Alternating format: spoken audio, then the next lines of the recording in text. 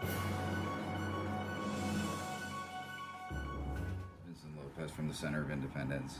I'm Assistive Technologies Coordinator, and I'm going to show you how to use Instashape to make a T-handle key holder. What you require is Instashape, which is local in the Bay Area. It's called from Moldable Plastic. You can order over the internet. There is also another company that makes one called Instamorph too. How this works is you get these little beads and pretty much put them in a cup of boiling water, and they'll turn permeable, so you can shape them to whatever you like, and then they dry as it hardens into a hard plastic type material on there. So right now it looks like the water's boiling, so the tools you will need will be a key, preferably the one that you're going to be using, Moldable Plastic Instashape or Instamorph, cup, and a spoon to mix. Now this is boiling water. You also need like a pot to boil the hot water, or we use one of the little portable teapots, which is right here. Let's pour some of that hot water in there.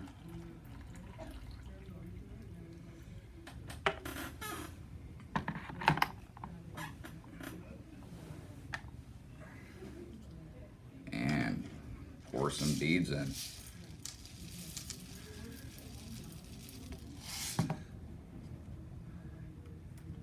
And pretty much mix.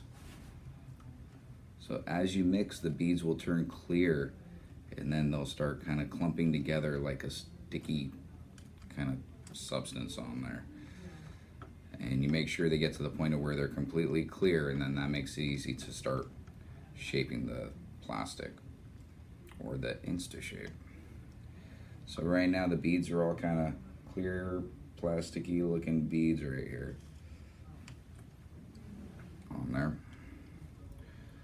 So let it cool down for a second before you start touching, or start touching fast, and peel the goop off.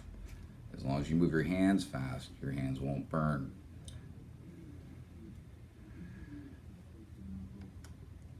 So I think I'm gonna probably need more than just this to make a T-handle key holder.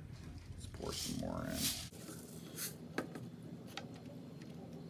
Okay, looks like the water needs to be heated up a little bit, because right now the water's starting to cool down and these plastic beads are still white. Some of these are not ready to shape yet.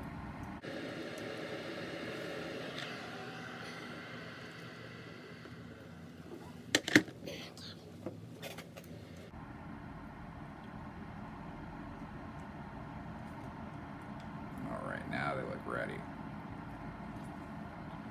So now we got a big clump of Instashape, and if you can see the white spots on here, those are spots that are not fully ready to shape yet, but we can work with that. So get the material, get my key. Now when you put it on the key, make sure the key will be able to go into the lock assembly, so you want to put it far enough back. And I just kind of do a wrap on here.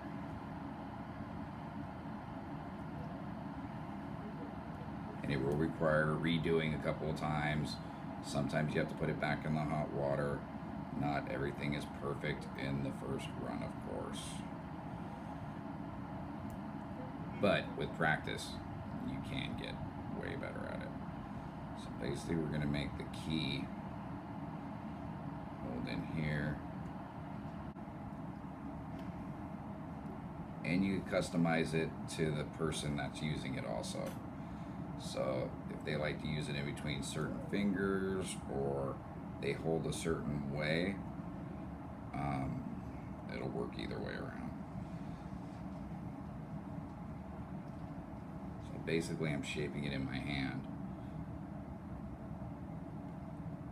squeezing the key, but it's drying a little fast for me around the key, so it's not getting a good hold on the key. So what you do is you make sure the water's hot and re-dunk, because you can re-dunk everything to reshape it while you're in there too.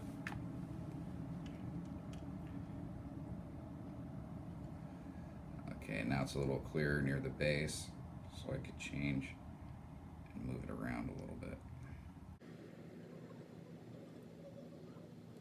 And you have to peel it back to make sure the key will go into the lock, because that was an issue that I had with it. In Instamorph, you can reshape and reheat and reform pretty much continuously.